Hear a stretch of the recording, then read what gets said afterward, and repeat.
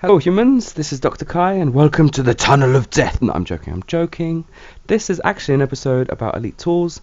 In this case I'm going to be talking about Captain's Log. And I'm going to do some more of these tools videos because that's all I can do at the moment because I still don't have a GPU. Nvidia have decided to delay their GPUs or run out of stock or something rubbish like that by a week. So yeah, please hang on for my Space Sailing Amongst the Stars episodes. I will be making more as soon as I get a graphics card.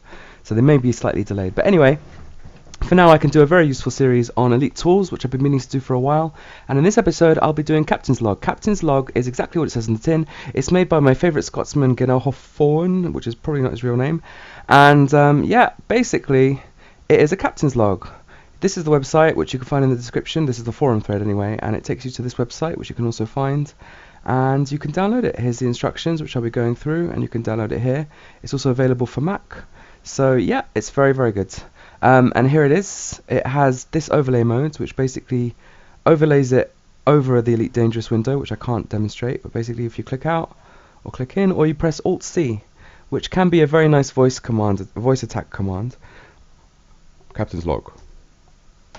On this visit to Quince, we came across a pirate-like alien species, which we have dubbed Species 1972.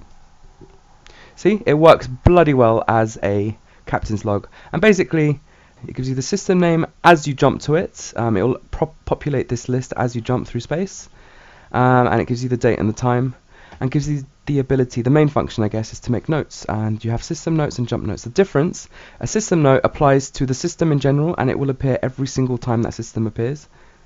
So there you go. But you can also have individual jump notes every time you jump to the system. So what happened in that jump? So I wrote here was a good day, and on this one I wrote what you just heard me dictate. So yeah, basically this is exactly what you wanted for Elite, and it's got an amazing functionality. And there's a whole bunch of other stuff you can do. So for example, you can copy the system name by clicking here, and it just copies it to the clipboard. You can give actual stars and planets to the system as you go through. Like for example, explorers might want to say, oh, that was an O-type star, so you can just click that, and you can give it 3 and an M and a protostar and a neutron star, and there you go, and it populates there. And then you can also add the planets, and it's got 2 types of modes. For example, if you just add it without, you could type in Earth-like world, and it prompts you to add a designation. So you could say, for example, A1, and then you can delete that with this button here. Or if you're lazy, you can just add them the old-fashioned way. It just gives an automatic designation. Or in terms of fast mode, it turns off the animation. You could do it like that. Get it? Okay, so it also gives you an estimated system value, which you can edit, but I'll explain that later. It gives you statistics for the current database. You can make many databases. I have done way more than 375 jumps, I can assure you. This is the latest database since I got back from Distant Worlds, and I'll show you how you can configure them, but this is the stats for this database. You can create bookmarks by double-clicking, bookmark created, and then you go to your bookmarks, and you can find them, you can remove, you can go to the bookmark. Very good functionality there. This is the button for the overlay mode. You don't have to have it as an overlay, you can have it like this. You could do searches. There you go. Just a quick note, you don't need to enable the verbose logging script in the app config XML. It does it automatically just by opening the program, so you don't have to worry about that. It tells you if Elite is running. And if you've tried it in the past, and you were quite annoyed by how slow it is, well, he's definitely optimized things in the latest build. I'll show you now. What it does first is it does a very quick load of just this general data.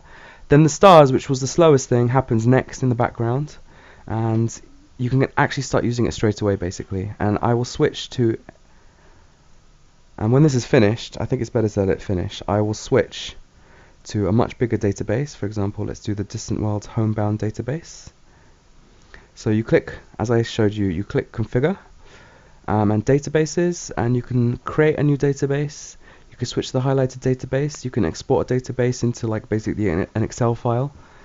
And this feature I actually encourage him to make deduplicate. Whenever you would attempt to import notes from EDD or scan all net logs and import to database, like for example, if you forgot to switch it on and you want to add like a few bonus stars, it would create some duplicates. And he's now got this deduplicate database button, and it's very good. It works perfectly. It removes all the duplicates, but still maintains all your system notes. And if you've added different notes to two different duplicates, it will merge them, so you won't lose anything that way. Anyway, let's switch to a very large database and show you how it works. So there you go. This would normally take literally about 5 minutes because it would do everything, but now it's just processing the jumps. So in about 30 seconds or less, it should be ready for use. So yeah, if you got rid of it because it was annoying you that way, well, you can come back now because he's fixed that problem. It's got this thing, disable the taskbar, and it's got this screenshot and image go options, and I'll show you what they basically mean. So we go to configure, we go to screenshots, and if you've got that screenshot thing enabled that I just showed you, this one, then basically what it does is it takes a copy of every single one of your screenshots and saves it, and you have to show exactly where it comes from, so that's ed screenshot directory, and every time a new one comes in it will copy it to wherever you decide to put it. I've just got it in captain's log in my pictures, and then it will rename it basically using the system name, which I've selected, or you can have the system name and some additional stuff, for example the date, the time, etc, etc. And yeah, so I've got it as the date first and then system name, because they're ordered sequentially. And you've got a format helper, and you can output it as a PNG instead of a BMP. So instead of 18 megabytes per image, it'll be more like 4 or 3. You could delete the original if you want. You can create subdirectories for different dates, etc. And yeah, and then there's image, where it will queue them up and you can decide which ones to upload. And you can change the colors of the thing, so I've selected these to DK2 friendly colors. You can actually edit the system bodies, change the value of each one. You can't change the icons at the moment, but he's going to include that, and he's also going to be including materials in the future. And then you've got some miscellaneous things like updates. And also I like to make it start automatically, so what I do is I just pick a random icon, I go to more, open file location, there we go, start menu, and if you go to programs, there is one called startup, and if you just put a shortcut to captain's log in there, it will start up automatically.